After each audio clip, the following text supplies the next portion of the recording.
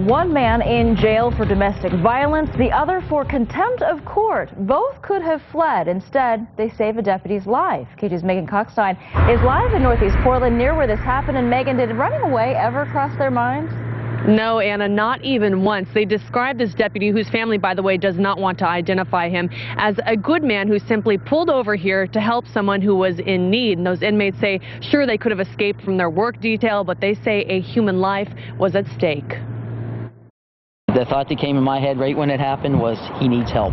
It was just Multnomah County Jail inmates Michael Smith, James Parker, and their deputy. They were on the work crew on Friday when the deputy decided to pull over on Marine Drive to help out a stranded driver. We went to help this motorist push his car off of Marine Drive into a parking area, and at that time our crew boss had collapsed. Well, at first I thought he just stumbled, and then so I walked around to help pick him up, and I realized at that point he was on his way down. The two inmates quickly sprang into action. We checked his head out, he had no blood, but he was gasping for air. So we cleared his pipe, pulled the gum out of his mouth, and started CPR. Breathe, breathe, breathe, breathe, you know. That's what we were saying.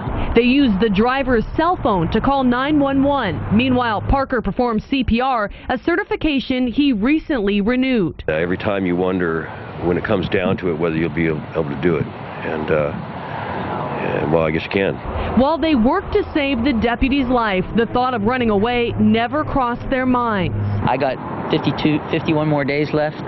I don't know what you get for walking away, but I think it's a year or two or whatever. I'm good with that. I'm good at walking out of here June 22nd. At the time, they say they were simply doing what anyone would have done. The man is his most vulnerable, and he needed help right now, and that's all that mattered. He's somebody's father. He's somebody's husband, you know. He's just like us.